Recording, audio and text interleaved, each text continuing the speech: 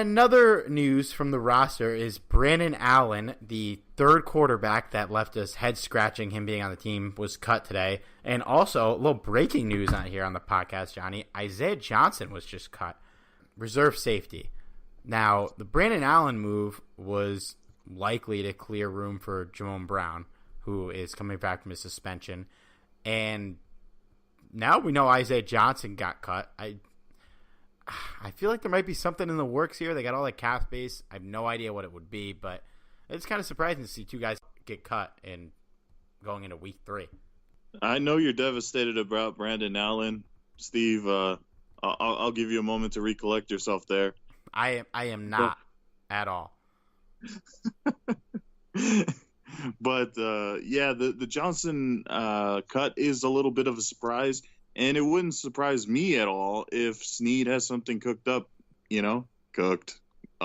Jesus. Sorry.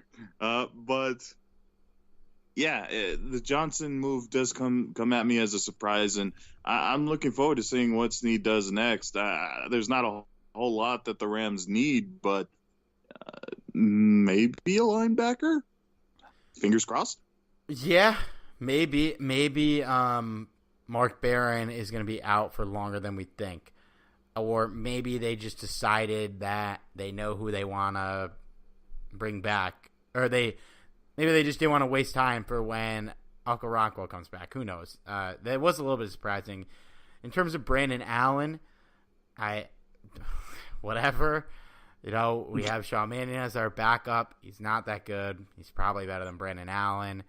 If something happens to Jared Goff, again, for the love of God, please don't. It is what it is. We're going to have to look for somebody else, or we're going to roll with Mannion and probably lose a bunch of football games. But as crazy as it sounds, I think we might have been able to beat the Cardinals with Mannion because they would have never gotten that past midfield. But your faith in our backup quarterbacks is very uplifting. They're so bad, man. They don't learn their lesson. I know there's not a lot of good backup quarterbacks, but, come on. It's unbelievable. I think Kurt Warner's available. He'd probably do better than Sean Mannion right now. I don't know. We dwelled too much on this. We don't need to dwell on it.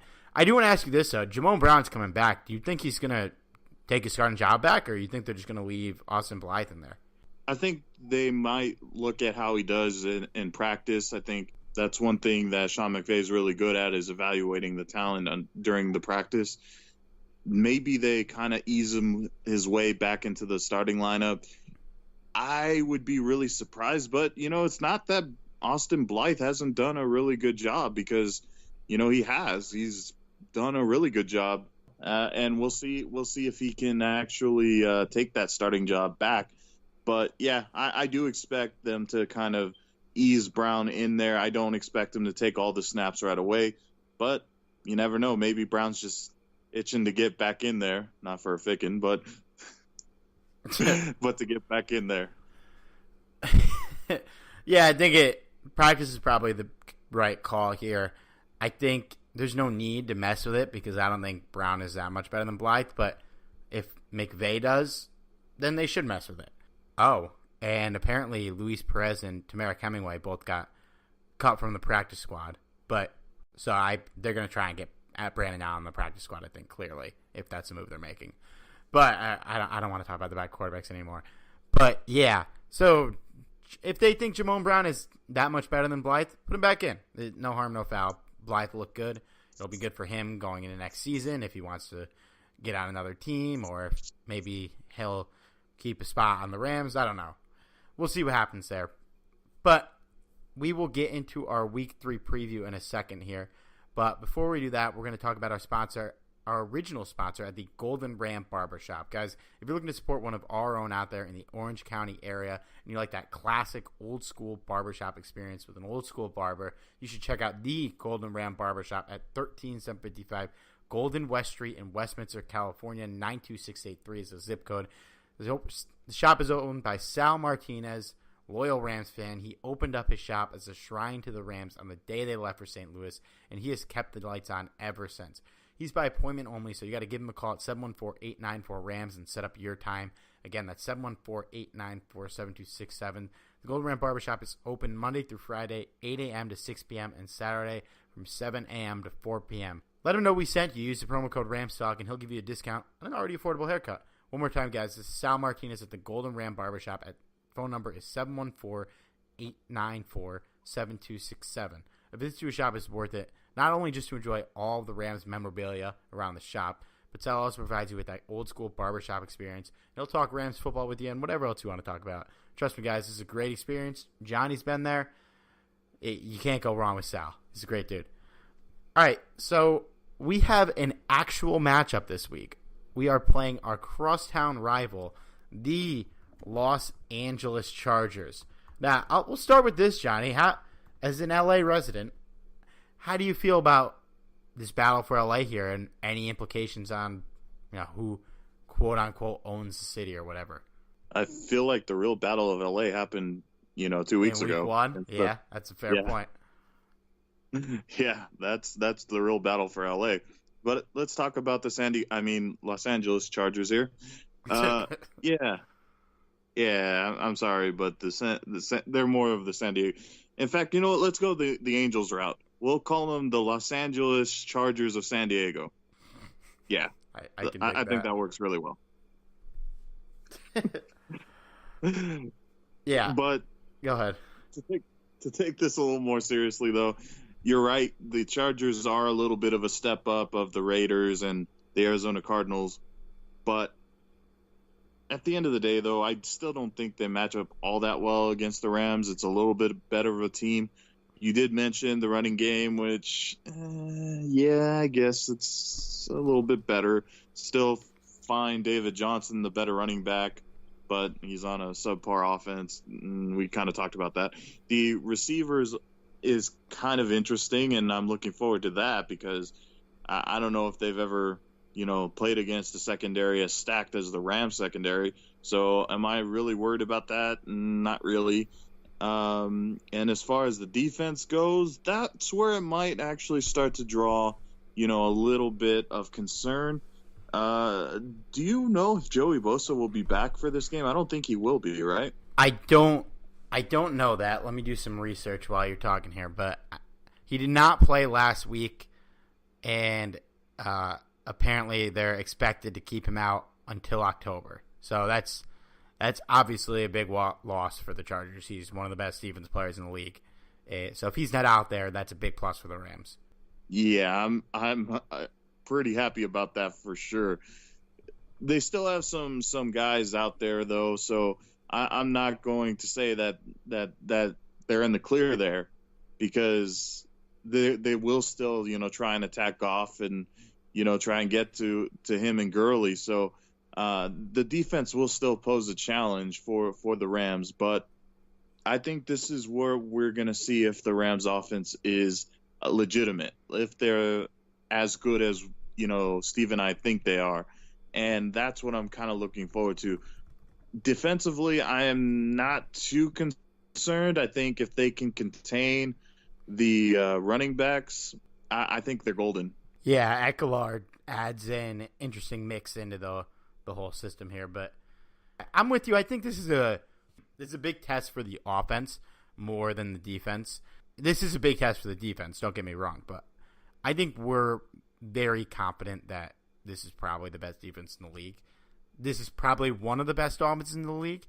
I'm not ready to say it's the best, though, and I think this will be a good test for the Rams, even without Joey Bosa. They're going to have a better front seven than any team we played, especially the Khalil Mack-less Raiders. They're going to have probably a better secondary, too. I mean, they don't have Pat Peterson out there, but they got some good players.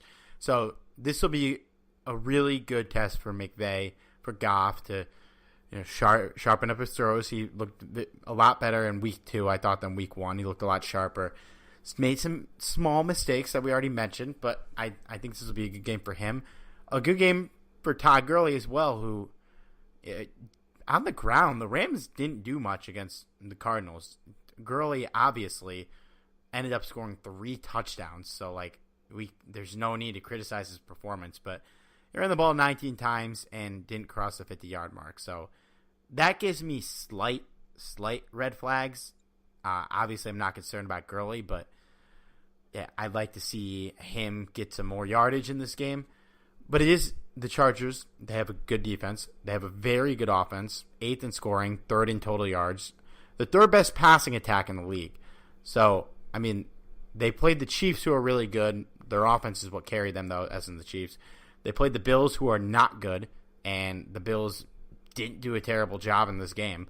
So that's a decent sign for the Rams. Jared Goff is better than Josh Allen. Todd Gurley is better than LaShawn McCoy. Brandon Cooks is better than Zay Jones, believe it or not. But, yeah, I am really interested to see this Rams secondary against the Chargers because last week we talked about how I didn't really think we played against those, fantasy football-wise. You're starting them every week, no matter the matchup guys. And Keenan Allen is about as close to we get to playing against one of those guys. And I really am excited to see Marcus Peters and Aqib Talib, how they handle this guy, how they handle Tyrell Williams and Mike Williams, who are both good receivers. Obviously, Antonio Gates is there. We had a little tight end trouble in week 1. We didn't last week, and I forgot to mention that too. Shout out to John Johnson, who made some real good plays on Ricky Seals-Jones. But, yeah, this is going to be a very, very important game for the Rams. If they come out and stomp the Chargers like they did the 2 previous weeks, how they've given up no points in the last 6 quarters, that's a huge, huge move for the Rams if they could pull this off. I think my player that I'm most interested on is Keenan Allen, and I really want to see how they guard him. Is yours Melvin Gordon, who you mentioned, or somebody else? I kind of want to say Melvin Gordon for sure, because I think if the Chargers play it smart, they will hand the ball off more to Gordon, considering his health. I know he's kind of banged up a little bit in the Bills game, so we'll see, how often they hand the ball off to him. But at the same time, I kind of want to say Phillip Rivers, just because I know the type of quarterback Phillip Rivers is.